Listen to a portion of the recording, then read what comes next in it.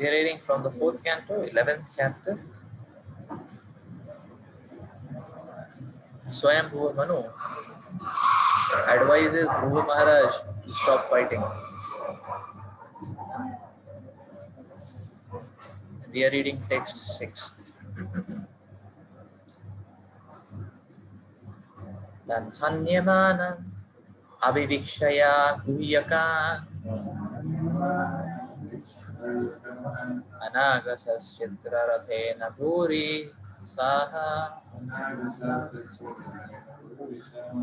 Ottanapadim kripaya pitamahu Manu jagato magata saharshibhi.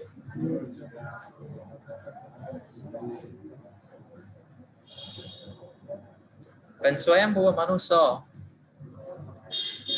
that his grandson, Dhruva Maharaj, was killing so many of the yakshas who were not actually offenders, out of his great compassion, he approached Dhruva with great sages to give him good instruction. Dhruva Maharaj attacked Alkapuri, the city of the yakshas, because his brother was killed by one of them. Actually, only one of the citizens, not all of them, was guilty of killing his brother Uttama.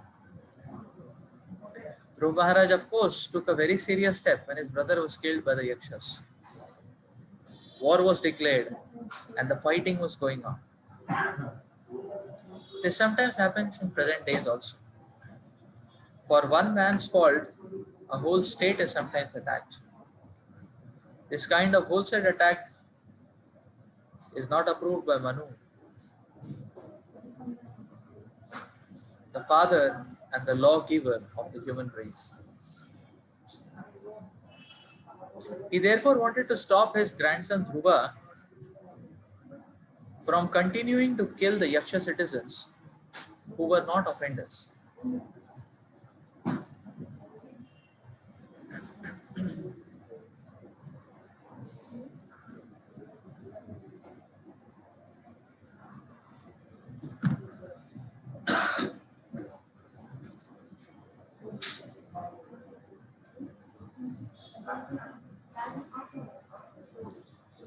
Actually, this is tendency of human mind as well.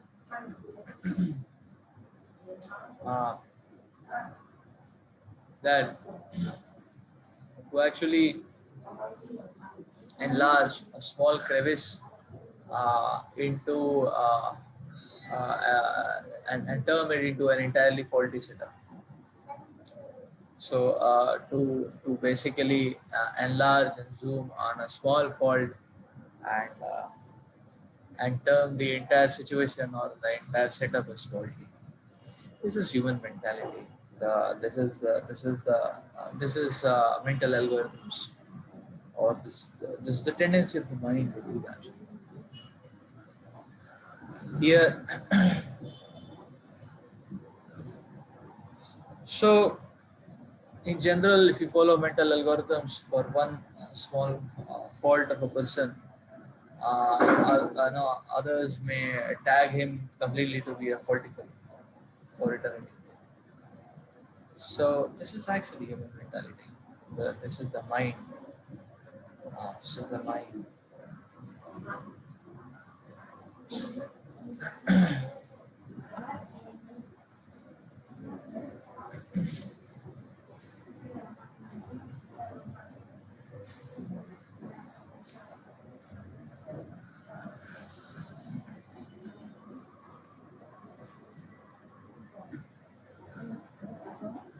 Therefore, whenever we evaluate people, it is very important when we get statistics or data of one particular instance, one particular situation. Generally, a negative situation is so overpowering, it makes us forget all other previous instances. But actually, before coming to conclusion, one should see all previous instances. One should take time before making conclusions about people. This is very much applicable about relationships. So Dhruva Maharaj became so angry, he wanted to destroy the entire Yaksha race. And because it was not at all approved and it was not at all uh, proper, just, therefore Swayambhu Manu was appearing with all with great sages uh, to advise Dhruva Maharaj to stop. Manurvacha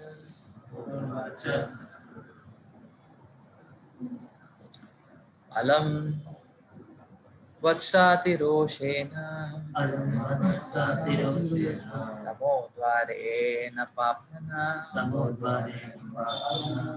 yena punya jananita avadhi swam anagasaha. Lord Manu said, my dear son, please stop. It is not good to become unnecessarily angry. It is a path to hellish life.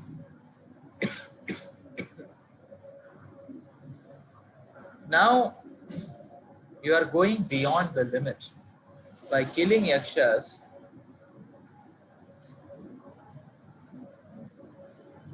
Now you are going beyond the limit by killing yakshas who are actually not offenders. In this verse, the word atiroshena means with unnecessary anger.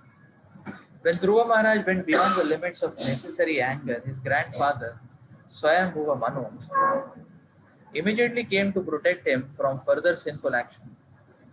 From this, we can understand that killing is not bad, but when killing is done unnecessarily or when an offenseless person is killed, such killing opens the paths to hell.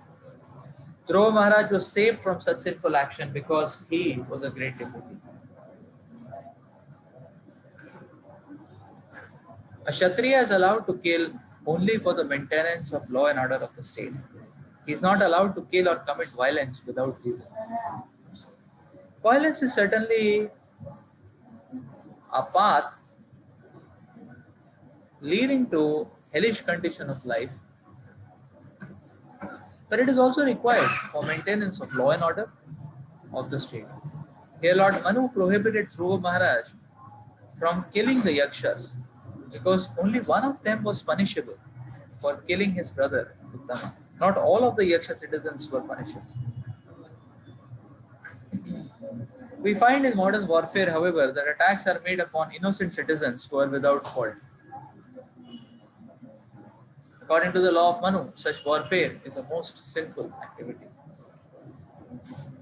Furthermore, at the present moment, civilized nations are unnecessarily maintaining many slaughterhouses for killing innocent animals.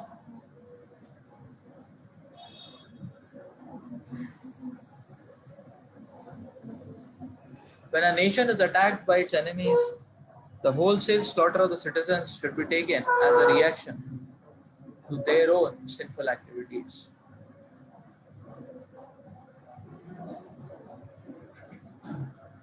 That is nation's law.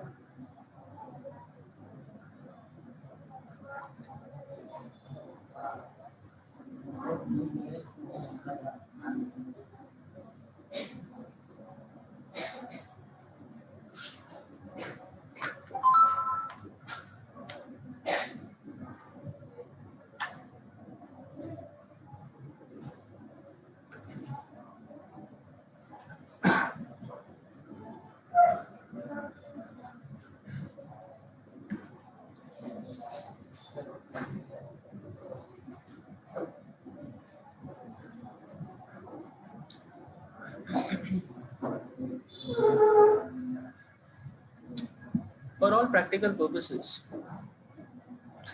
uh, a devotee should try to stay away from anger. Although Shastras do say that anger can be diverted, towards Krishna Dveshi, towards those who are envious of Krishna. But for all practical purposes, we can see that anger is very dangerous.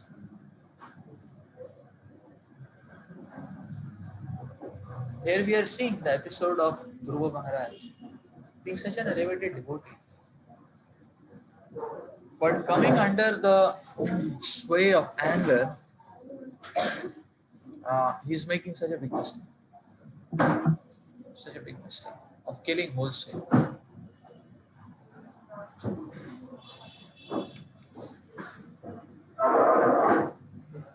Obviously, a devotee of the Lord is immediately rectified by the Lord. That is another part of the story. That's the reason Swayambhu Manu is coming immediately.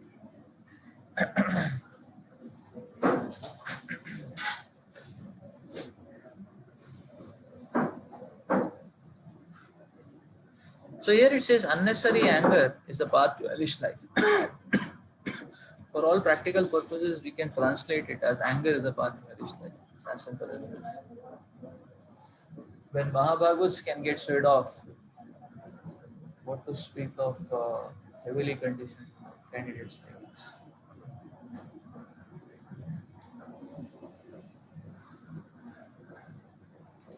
So here it is being explained, highly sinful, highly sinful.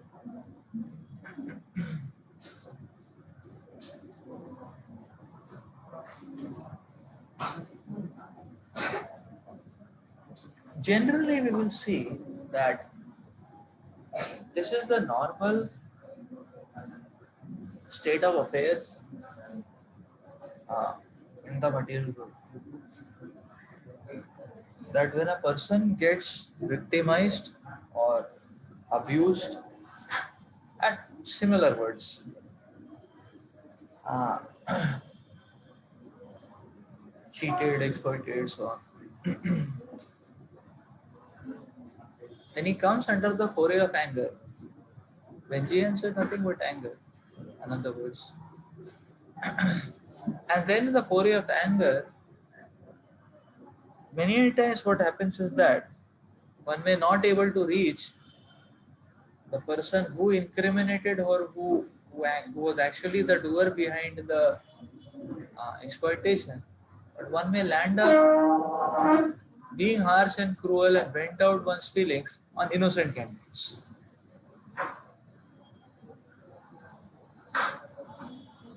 Many people start their careers on a very moralistic note that they won't cheat, they won't be corrupt, but they get cheated and they get exploited very thoroughly. And then they become one like any other exploited. And their feeling is, you are not like this. Situations made us like that. Situations made you like that, but whom are you exploiting now? Now you are exploiting innocent people, other innocent. So,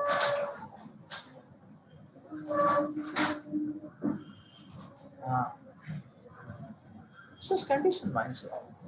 Even biologically, the same thing happens. Doctors speak about that many child abusers were abused themselves when they were children.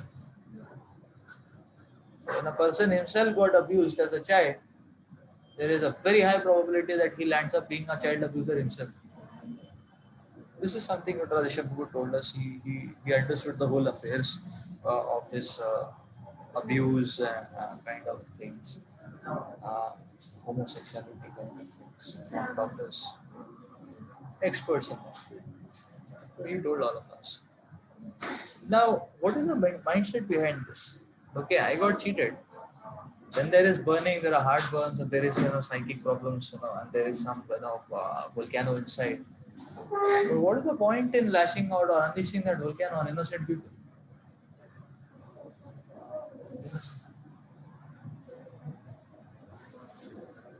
We see in institutes also, like in KGP, we see people rag.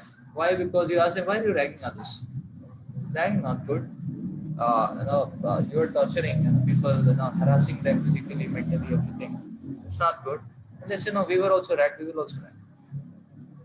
Hey, you were ragged, that is fine. That is exploitation and part of that time senior. But why do you want to?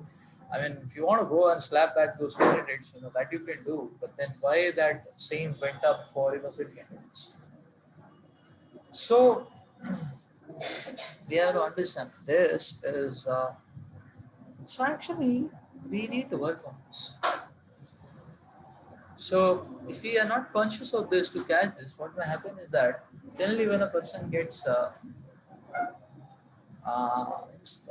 wounded and beaten up and exploited and all that, it flares up as burnt up, pent up feelings in the heart, and then that may lead to a nature which is very irritable or which is very harsh, which is very hard hearted, very cruel, and so on. And the whole weight of it is going on innocent. Now here we see here this is mental conditioning, and we need to fight against it. We need to fight against it. If we don't work for it, this will be the default tendency of each one of us. Uh, this is going to be a default tendency of each one of us. So therefore, in the first go itself, this anger is not going to do any good to him. Therefore, even in the initial stages, we need to fight. We need to fight against it. We won't do anything good to anyone. So Dhruva Maharaj's killing was, was not bringing about any good. Dhruva Maharaj's killing was not bringing about any good. And that's why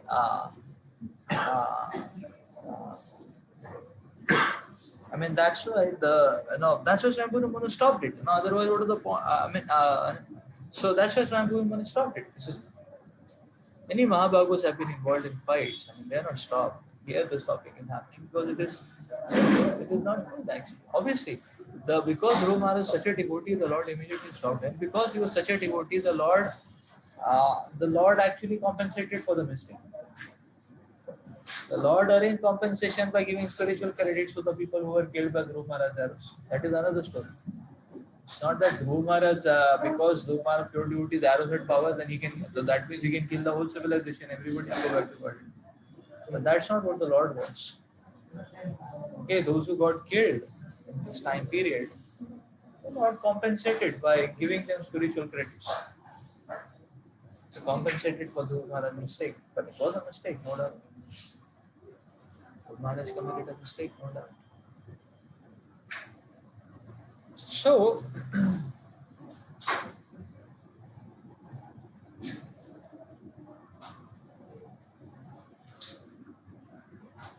that's why we need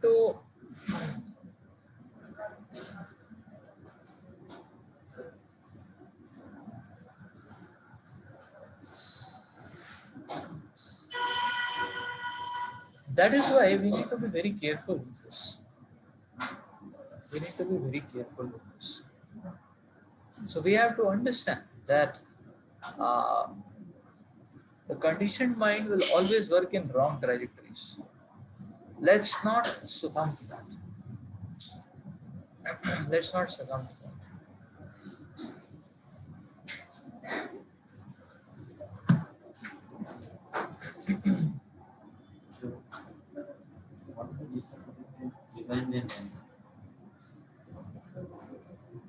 Yeah, anger is pent up, revenge is active state. So, anger is pent up, and when you want to, when the full manifestation of that pent up feelings come in the form of action, that is called revenge. Anger may not, revenge is revenge is the horrifying side of anger. Right? One may be angry, one may crib a bit, we may cry and sleep, eat a cake and forget it. That is also fine. So in anger, one may not necessarily, this is another difference. In anger, one may not necessarily want to destroy the other person or exactly harm the other person. One is just cribbing about it. One is crying, cribbing, shouting, yelling, punching here and there. And he may sleep, take a bath, take some mahaprasad, and he's peaceful. Revenge means that now one wants to plan the destruction of the other person. Anger also sometimes that happens. So anger is, so therefore both these aspects are there. anger may land up not being destructive for the other person. May land up. But the other difference is that anger is in the pent up stage and revenge is in the active, destructive phase. We actually are going forward to create a destructive effect for others. That's revenge. So, what is the fuel? The fuel is anger. No. Envy can also fuel revenge, by the way. Envy can also fuel revenge, by the way. Not necessarily anger. I mean, these are some subtle differences between the two. Right? So it may not necessarily be anger or a case of exploitation, but it may be a case of envy also, because of which one wants to pull down the other person. So, so yeah, so I mean they are correlated. Uh, but revenge is the madness that I want to destroy the existence. That's revenge.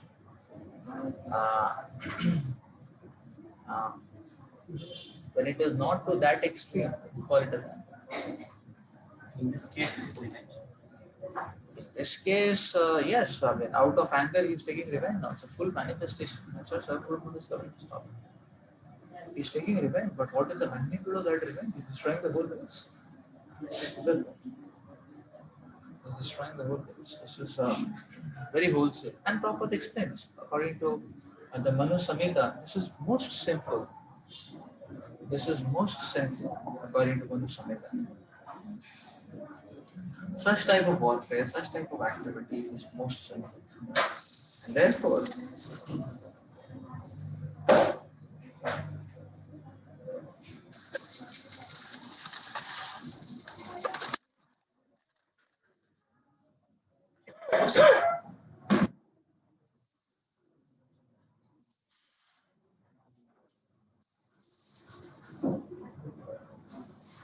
like you see, even when countries become inimical to each other, then the people who are affected are the innocent citizens.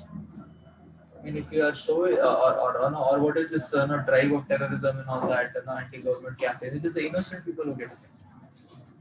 If one wants to challenge the army, challenge the army, fight with the army, fight as the citizens. Fight as the citizens. Go in the middle of the ocean and fight. Whoever wins can come back. That's okay. Go in the middle of desert and fight there. Desert.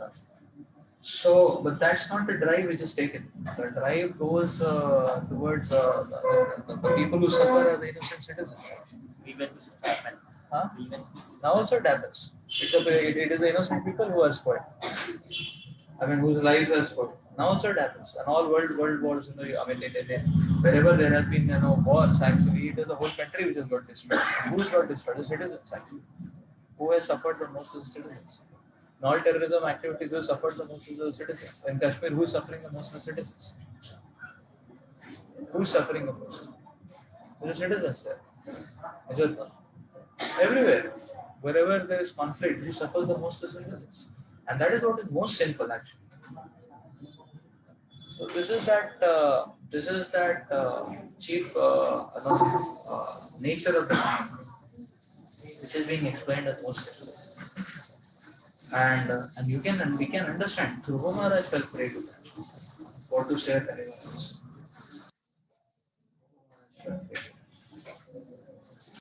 So here it is explained. The killing and violence has its utility for maintaining law and order. But it cannot be indiscriminate. So,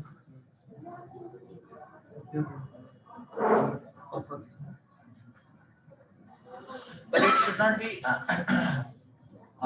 should not be indiscriminate. That's the point which is being said.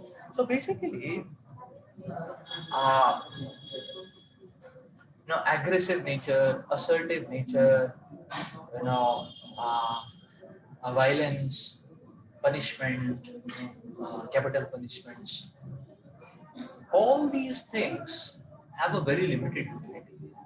This is the first principle we have to understand. They all have a very limited utility. So each one of these trajectories, even if at all one has to embark on them, and it is becoming apparent that is what is needed, one should embark upon it with great caution. That's the first thing. Secondly, it is a very good attitude to, if at all embark upon it on a trial basis. Release a little, see the effect. The effect positive or not. If it is becoming positive, little more dosage is required, okay, administer.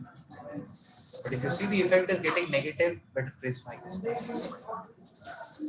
So one has to be very cautious. One has to be very cautious. Otherwise, not killing. Maharaj is great devotee, for his sake Swayambhu Manu has come. No?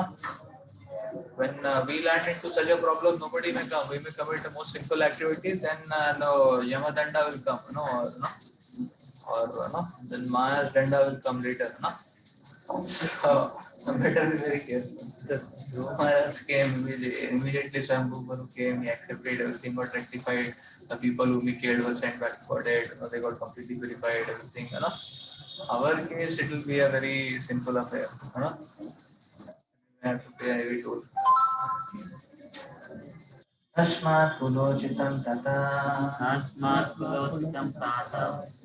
karmaitat sat vigarahitam vadoyat upadevana aradhaste kritainasa. My dear son, the killing of the sinless yakshas which you have undertaken is not at all approved by the authorities, and it does not befit our family, which is supposed to know the laws of religion and irreligion. So Swayambhu Manu is telling, what are you doing? It is not approved by the authorities. And it does not befit our family. What are you doing? It does not befit our family.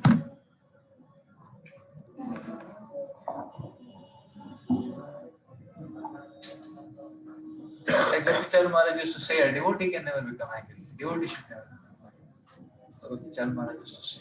Because if you become angry, what kind of a devotee are you? A devotee doesn't befit a devotee to become vindictive, to become angry,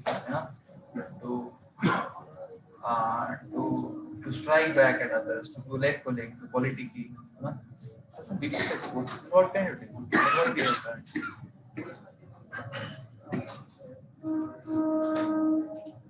One may be wounded, that's fine, but that doesn't give one the license to lash back. We have the license to defend and protect ourselves. Yeah, it's not that okay, somebody stabs us, then we are there on UK overall, we can stab us again. No. This time I was not killed, next time, no. This time only some blood came out. There are chances that I can survive. You can lessen the chances again. No. Not that way. No. Okay, so one can make algorithms, one can use his intelligence to defend himself. But one cannot take the license to one cannot take the license to kill, to punish. One cannot take a free license. So violence is never a free license, actually. And therefore, on these trajectories of anger, violence, one has to be very careful.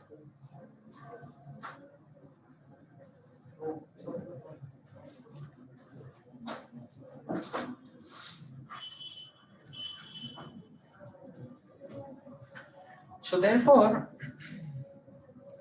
a good alternative, the alternative which one should run to in such situations, in provoking situations, is to basically get out of that situation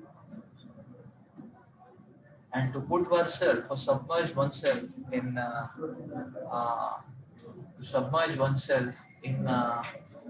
positive situation. One should run for that. Just like suppose a person has caught fire, actually. The best is he jumps in a lake, is it not? When he's caught fire, when his clothes have caught fire, best is he jumps in a lake, is it not? It will be immediately extinguished. The change of situation, no? Yeah. One has got fire, one should not keep sitting next to the car, or in his car. One should not keep sitting in the sofa, it will flare it up. If the cloth has got fire, one should remove the cloth, or one should, take a bucket and, uh, bathe oneself, with a bucket of water, like that, or jump in a lake, or jump in a swimming pool, or something like that. That situation will go. So these provoking situations are like that. It's like fire which burns our existence. Immediately you should get rid of it. Rather than wait for it to actually create a massive destruction. And one should not take pleasure thinking कि ठीक है मैं तो destroy हो ही गया सबको destroy मैं तो गया सबको लेके जाओ not that it won't give any benefit. So therefore here Sam Bhuman is telling it is not befitting what family you are. You forgot. It is not befitting. Who has approved, which authority has approved this? It's not befitting at all.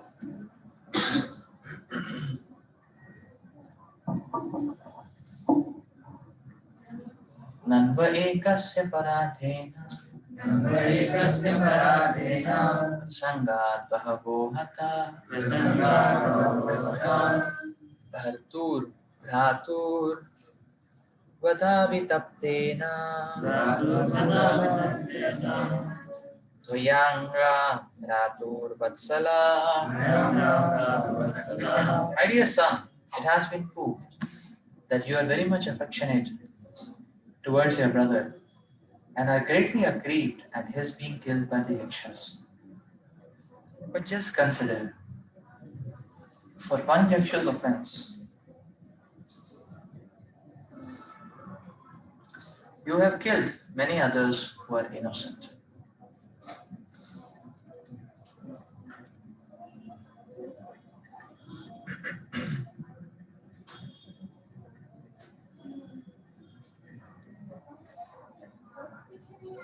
Now this is interesting. Why? Because you see the point is, Sam Bhumanu has not come with a sword. Dhruva, dare you kill innocent people? Or he has not come with a stick. Dhruva, I'll beat you up now. Sam Bhumanu is not coming with any such thing. Sam Bhumanu is just offering, simple words of advice. Why this is so? Because you see the point. Dhruva Maharaj is actually Maharaj. So that is why you will see Manu Samhita actually different levels of people were corrected or punished in different ways. No, that's the point. So for one who's a saintly person, just words are sufficient. One who is a saintly person, he need not be beaten up. He need not be no violent treatment is required. Because his state is an upright state, and therefore just a little bit of reminder is sufficient for him to come on track. That is the reason Swayam Bhumanu is just offering some simple words of advice, because he knows actually Dhruva is a Maharaj. So Swayam Bhumanu did not send forces. Okay, let us send our forces, so that Dhruva really understands that we are angry against him, and then he puts down his sword. Now the fight is not between Dhruva and the Yakshas who are just staying in one small tract of land called as Alkapuri. Now it is the fight between the universal patriarchs and Dhruva. No. So they could have taken such a stand.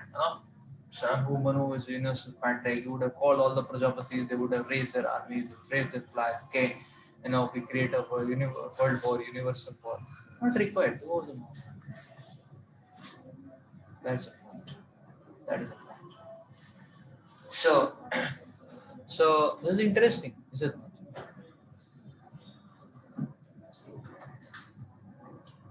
On this basis, actually, the Lord explains that for my devotee, Shipra Bhavati Dharma.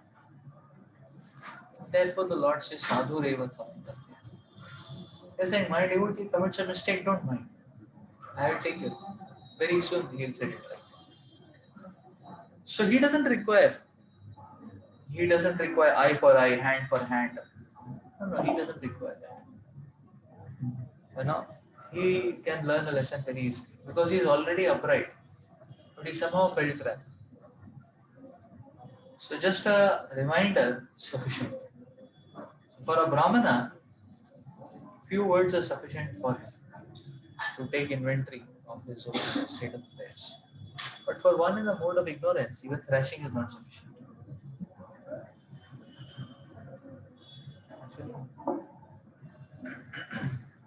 Uh, that is the point.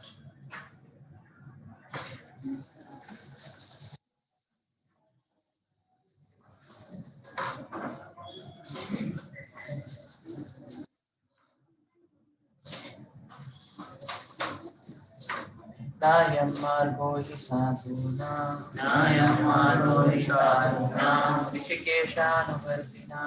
Rishikeshanuvartina Yadatmanam paragriya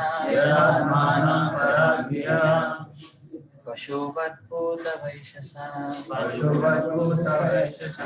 I should not accept the body as a self, and thus, like the animals, kill the bodies of others. This is especially forbidden by saintly persons who follow the path of devotional service to the Supreme Personality of Godhead.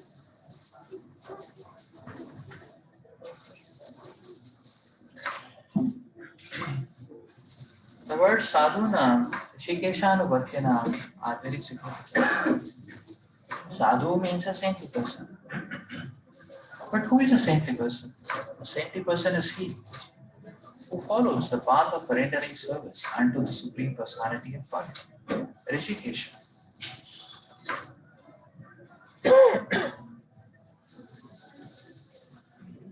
In the Narad Pancharatra, it is said, Rishikena Rishikesha Sevanam Bhakti Ruchate. The process of rendering favorable service to the Supreme Personality of Godhead with one's senses is called bhakti or devotional service.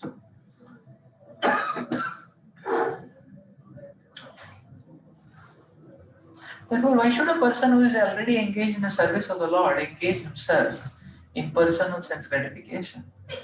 Dhruv Maharaj is advised here by Lord Manu that he is a pure servitor of the Lord. Why should he unnecessarily engage like the animals in a bodily concept of life? An animal thinks that the body of another animal is his food. Therefore, in the bodily concept of life, one animal attacks another. A human being, especially one who is a devotee of the Lord, should not act like this. A sadhu, a saintly devotee, is not supposed to kill animals unnecessarily.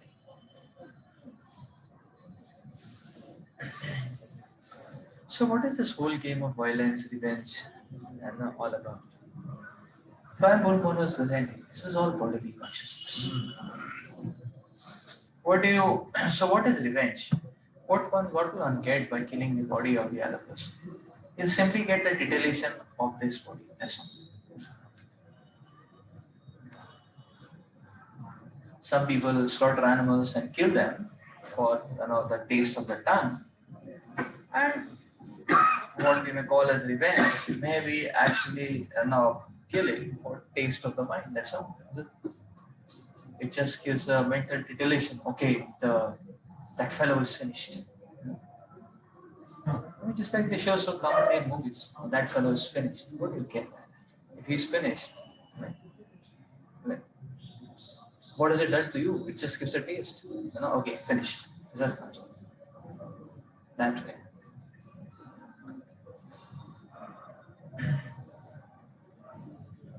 So, therefore, Sadhu is telling one who is engaged in the service of the Lord, he has perfection of engagement. Then why to leave that and go and run behind some animalistic engagements? This is exactly what Swayambhu was talking about. You are already engaged in the service of the Lord. Dhruva Maharaj could have done much more better, for the sake of love of Uttama. Is it not?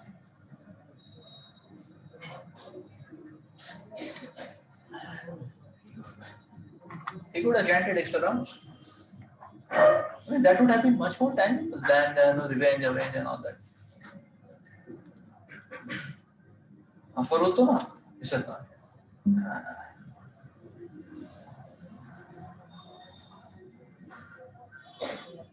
He could have chanted extra rounds. And he could have prayed for Uttama.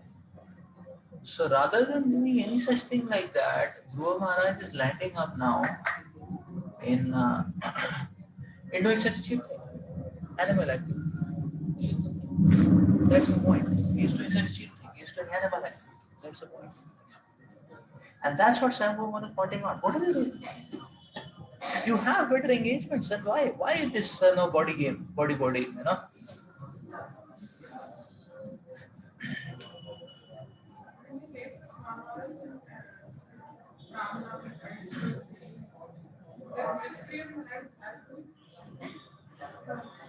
Okay, so the question is, miscreants have to be killed. Krishna will arrange that. Unless the Lord is saying, okay, you fight on my behalf, and I have and I am showing you that in my universal form I have already killed these Adharmivadis. Now, if you want, you become an instrument. If you don't want, I have so many job applicants. Who are waiting in line. I can give job to anybody. And I have already killed. There are so many 100 people in the line now. You want to take the job, you do it, take the glory, otherwise get lost. That's what the Lord told to Arjuna. And so Arjuna said, okay, better I only do it. Anyways, there are 100 people, you can get it done from anybody, So better I only take the job offer. Again, at least some salary I'll get. So Arjuna did it. Because this is exactly what Lord said. But the Lord never told Dhruva to do that. That depends on what kind of crime. But the Lord has never asked Dhruva to do that, actually. So the point is, rather right from now you see Dhruva's whole training and upbringing right from the beginning, his mother has been teaching him that don't think negative of the other people. People who incriminate pain on you, his mother had taught him right from his 5 years. That okay, people have exploited you, but you don't think negative about them. That was the first lesson his mother gives. You are confused, you can cry tears, you can cry, weep, howl, whatever. Don't think negative, take shelter of the Lord. So that has been the formula for Dhruva Maharaj. And that is the generic formula for all of us. That is we can cry, we can howl, we can yell, that's all fine. Emotions, feelings in a closed room, in a closed hall, under four walls is fine. We can use our intelligence to protect ourselves. That freedom is given to us. But we cannot be indiscriminately mad after pulling the leg of other people, killing, pulling, blasphemy, criticism, politicking, treachery. All those are not lines for a devotee. All those are not at all auspicious lines. Some woman was telling, why take shelter of Krishna, engage in Krishna service. And we need to understand, whatever justice and all that, the Lord arranges justice. There is no single, no single tyrant who has not got the settlement of his activity in this life. Can we name one person, one tyrant in the history, who has not got the settlement of his doings in this life itself? What will happen in the next life, we know what will happen, but in this life also he faced it. Not a single tyrant like that. In this life itself, the mental nature starts taking it. So the point is, the consciousness should be oriented positively. That's what Pandavas did from the very childhood. They never took revenge and never on the aggressive mode. But yes, that's why the Lord chose them to be his representatives. Otherwise, the Lord would not have given this fighting seva to them, because they were not of that mentality.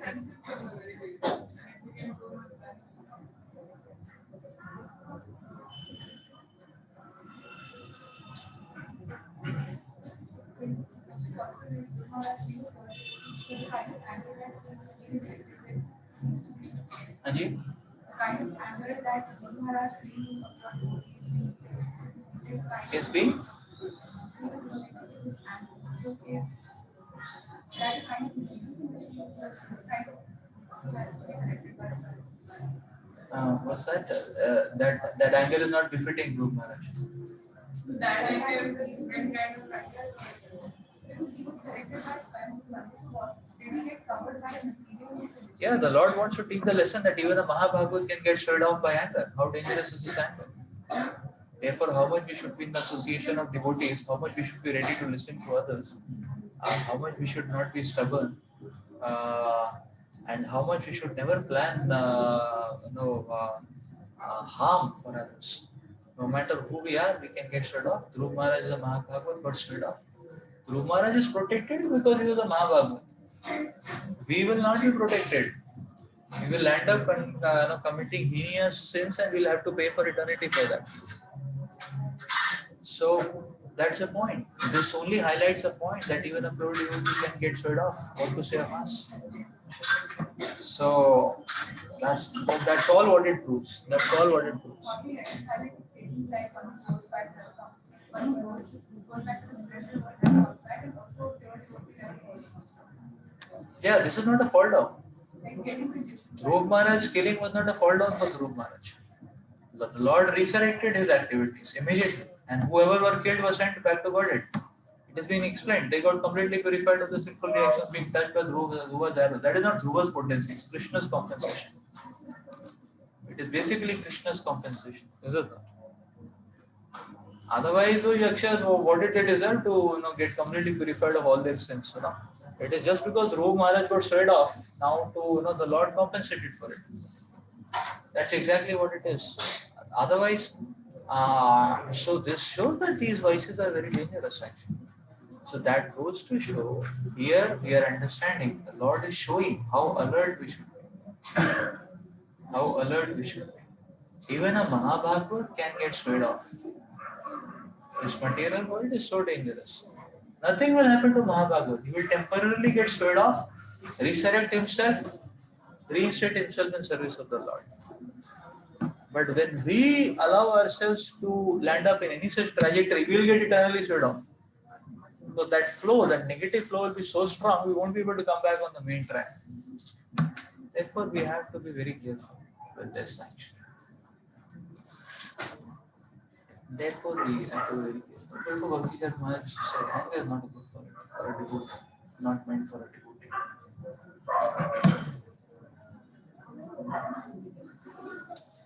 So,